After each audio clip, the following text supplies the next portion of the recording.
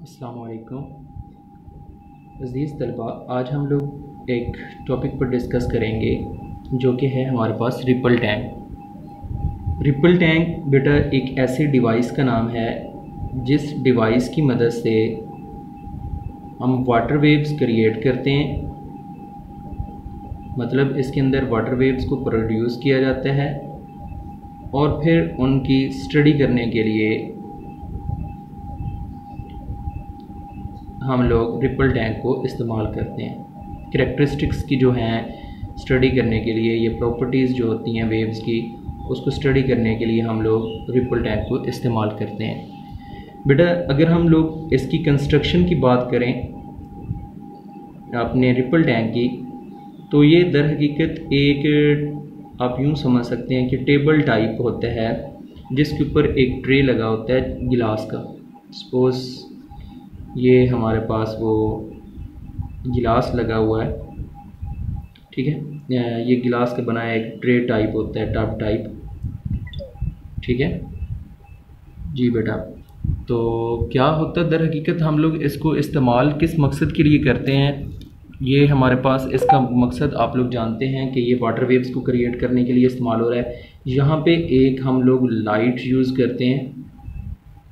Suppose ये फ़र्ज़ करें हमने कोई जो है वो लैंप लगाया हुआ है या कोई सोर्स ऑफ लाइट है जो कि इसके ऊपर रोशनी डालता है। यहाँ पर एक हमने वाइब्रेटिंग मोटर भी लगाई होती है जिसका मकसद यहाँ पर वेव्स क्रिएट करना होता है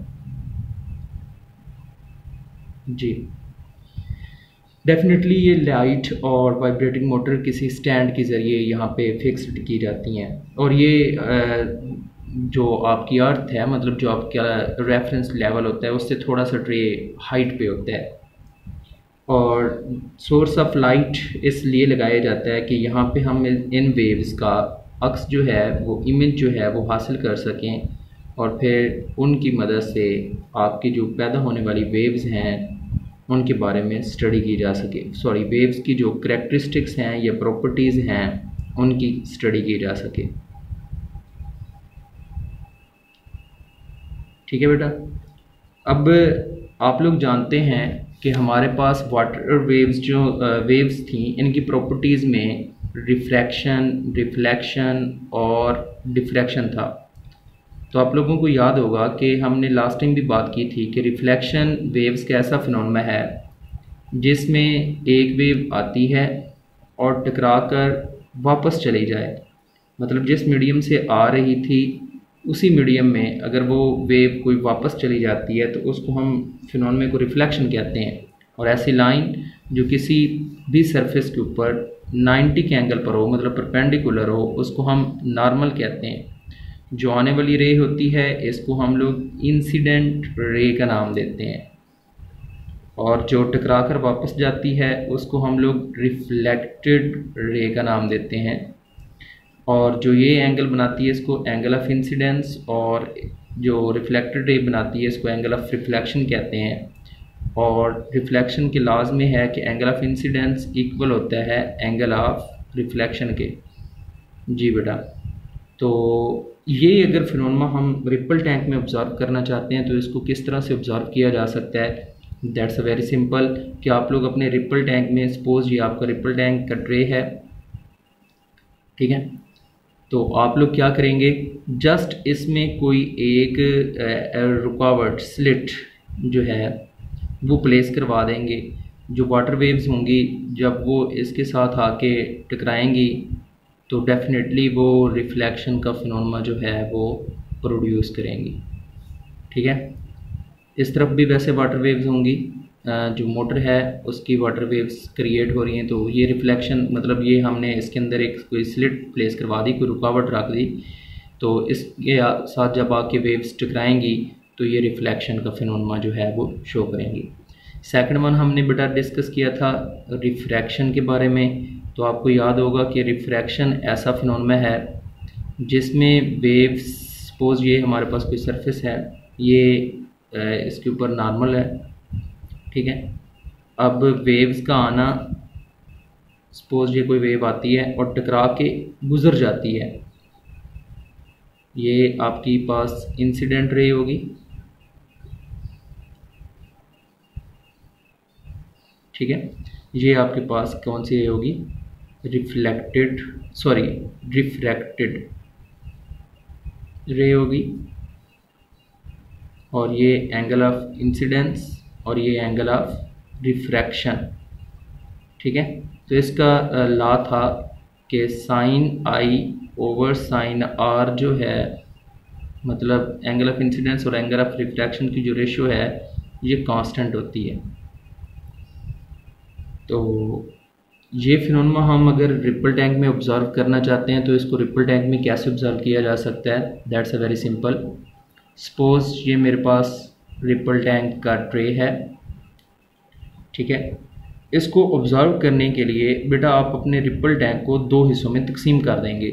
मतलब एक तरफ आप लोग कोई ऐसा रबर पैड प्लेस करवाएंगे अपने बॉटम पर रिपल टैंक में, जिससे आपके रिपल टैंक की ये जो सरफेस है, सपोज इस तरफ आपने रबर पैड जो है ये आपने जो है वो बिछा दिया उसकी बॉटम के ऊपर, तो क्या होगा कि ये वाली साइड जो है ये कम गहरी हो जाएगी और ये वाली साइड जो है ये ज़्यादा गहरी हो जाएगी। मतलब आपका रिपल टैंक जो है वो दो हिस्सों में तकसीम हो जाएगा, एक साइड कम गहरी है और एक साइड जो है वो ज़्यादा गहरी हो जाएगी, ये ज़्यादा गहरी वाली और ये कम गहरी वाली। अब होगा क्या कि सपोज़ वाटर वेव्स यहाँ से क्रिएट होती हैं और इस तरफ जाती हैं, देखें तो दो किस्म की मीडियम बन गया, एक मीडियम ये हो जाएगा, एक मीडियम ये हो जाएगा।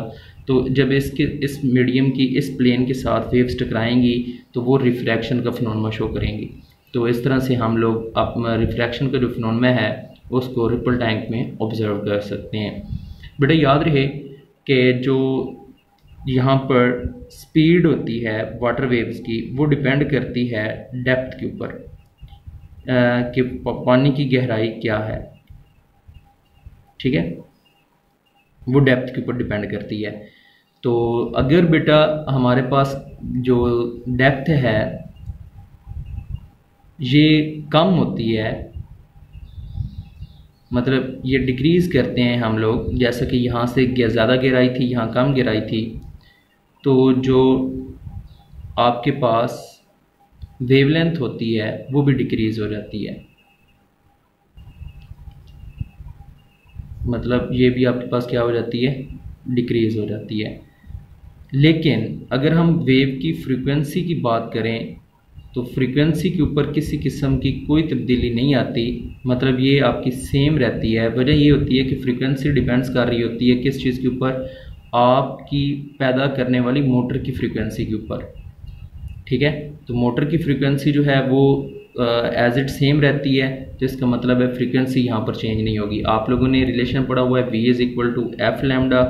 अगर फ्रीक्वेंसी के ऊपर किसी किस्म की कोई तब्दीली नहीं और लैम्डा डिक्रीज़ हो रहा है तो डेफिनेटली जो स्पीड है वो भी क्या कर जाएगी, वो भी आपके पास डिक्रीज़ हो जाएगी।